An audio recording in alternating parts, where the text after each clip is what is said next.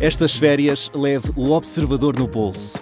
Na praia, no campo ou entre viagens, acompanhe toda a atualidade sem limites.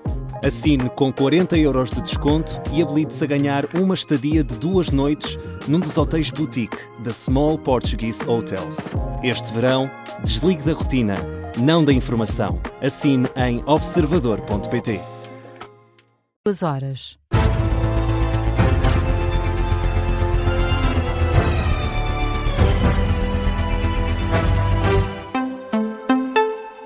As notícias com Teresa Freire.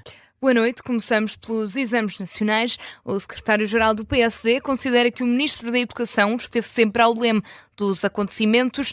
Palavras de Hugo Soares, que reconhece a existência de centenas de problemas na correção dos exames, mas sublinha que Fernando Alexandre não perdeu a qualidade por causa disso, tendo em conta que o ministro não deixou de estar ao leme dos acontecimentos, tendo sempre procurado resolver os transtornos causados às famílias. Alguém acha que o Ministro da Educação, em particular, queria que este processo tivesse tido as dificuldades que teve? Não, ninguém acha. O Ministro não perdeu qualidade por causa disto. E a prova de que não perdeu qualidade é que não deixou de estar ao leme dos acontecimentos, procurando mitigar, resolver os transtornos que nós sabemos que foram causados às famílias. Hugo Soares, em declarações aos jornalistas em Viana do Castelo, onde participou no balanço da jornada Estado da Nação Governar com Resultados, quando questionado sobre se o Ministro da Educação tem condições para continuar no cargo, o secretário-geral do PSD sublinha que o papel de um ministro é corrigir problemas e fazer mudanças. O Partido Socialista e o Chega concordam que a reapreciação das provas deve ser gratuita. Quanto à existência de uma época especial, dizem que é sinal de que o governo falhou. Já o PSD acredita que é a garantia de que nenhum aluno vai ser prejudicado. Esta tarde, no Explicador, os 3 partidos estiveram em debate para fazer o rescaldo das declarações de Fernando Alexandre esta manhã. Maria José Aguiar do Chega critica o ministro e insiste na proposta já feita por André Ventura de que a reapreciação das provas deve ser gratuita. Era muito importante que o ministro desse um sinal a estes jovens, a estas famílias, em prol da dita transparência que o ministro, ainda hoje, durante a conferência de imprensa que deu, foi claro, ao falar tantas vezes em transparência, então, que desse esse sinal, isentando os alunos de pagar a reapreciação e de poderem pedir a reapreciação sem ter que poder pagar em nome dessa dita transparência.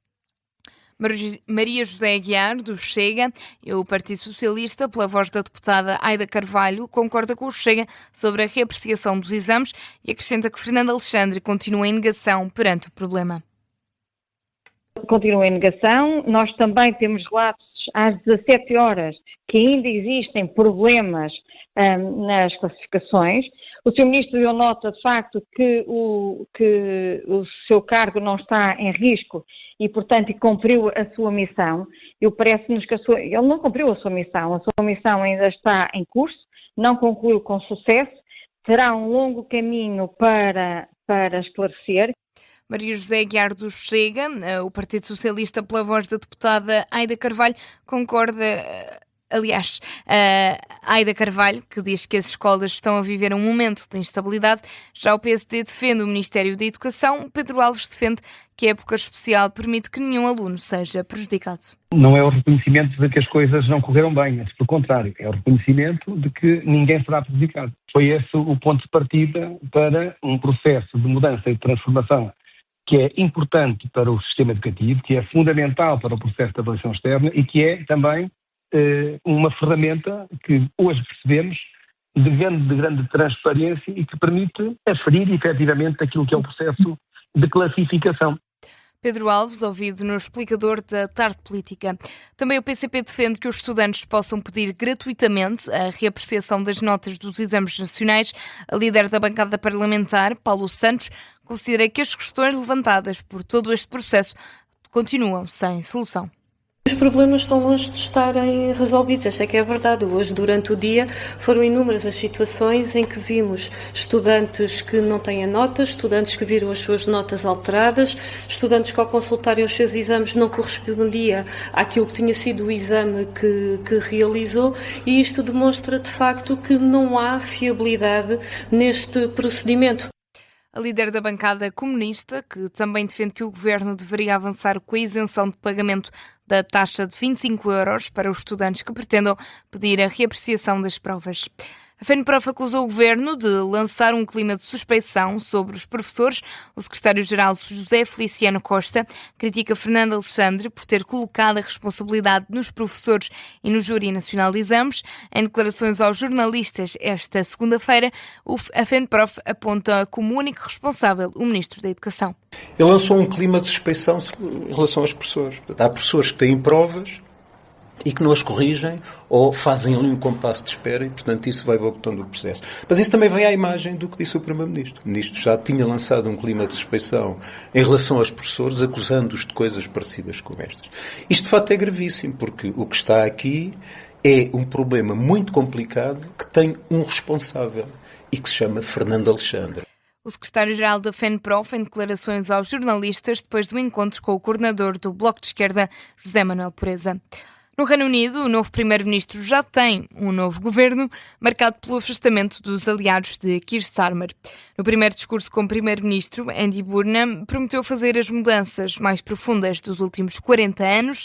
E no explicador da tarde política, o especialista em assuntos europeus, Henrique Burnet, diz que o novo primeiro-ministro quer ir em busca dos eleitores descontentes. No fundo, ir buscar eleitores que são tradicionalmente eleitores descontentes que esperam que o Estado os ajude. E nisso, de facto, encontramos no Burnham um discurso estatista, de vamos ajudar as pessoas que ficam para trás, lá está, vamos resolver os problemas dos anos 80 e das indústrias que fecharam. Pode ser, isso seria uma coisa curiosa e acho que vale a pena ficarmos à espera para ver se Burnham encontra um lugar para os partidos sociais-democratas europeus que têm andado à procura de um sítio. As explicações do especialista em assuntos europeus Henrique Burnet no explicador da tarde política dedicada à política britânica. O primeiro-ministro português já felicitou Andy Burnham pela nomeação como primeiro-ministro do Reino Unido. Na rede social X, Luís Montenegro relembra os fortes laços humanos históricos que unem os dois países. E do outro lado do Atlântico, Donald Trump também já reagiu. Diz ter tido uma conversa muito produtiva com o novo primeiro-ministro britânico. O presidente norte-americano garante que ambos os líderes se vão encontrar em breve para tratar de temas de interesse mútuo. Na rede social Truth Social, Donald Trump considera que o novo primeiro-ministro tem uma grande tarefa pela frente, mas oferece a ajuda do país. E os Estados Unidos começaram mais uma ronda de ataques contra o Irão, é já a 10ª noite seguida. A informação foi avançada pelo Comando Central dos Estados Unidos, que, como tem sido habitual, explicam que os ataques têm como objetivo degradar ainda mais as capacidades militares iranianas, usadas para atacar o transporte comercial no Estreito de Hormuz. Os meios de comunicação locais têm dado conta de explosões em várias zonas do Irão. No futebol, o Sporting venceu esta segunda-feira o Estrasburgo por 7-0 num jogo de preparação, 7 golos, 4 deles de reforços da equipa de Alvalade, Dombiá, Altimira, Anderson e Zalazar. O jogo decorreu no estádio do Algarve, frente aos franceses do Estrasburgo. Na análise, João Castro, adepto do Sporting, considera que os reforços entraram todos bem, mas destaca a performance de Dombiá. Eu gostei de todos, obviamente, mas Dombiá destacou-se, quanto a mim, em relação aos demais, um bocadinho mais do que os restantes. Gosto muito do Silas, tinha dito na rádio que ia ser, se calhar, a surpresa da época em termos de reforços, porque veio claramente para uma posição mais de secundária ou de rotação, mas está a assumir, mas tanto o Altimira, que fez um belo jogo, e depois a entrada de Zalazar, também em grande, conquistando logo um penalti e marcando um golo.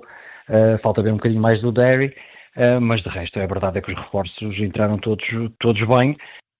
O adepto João Castro nota ainda algumas semelhanças do jogo desta segunda-feira com as táticas da seleção espanhola neste Mundial. É um Sporting com algumas dinâmicas do ano passado, algumas dinâmicas que se viu, por exemplo, agora na Espanha também.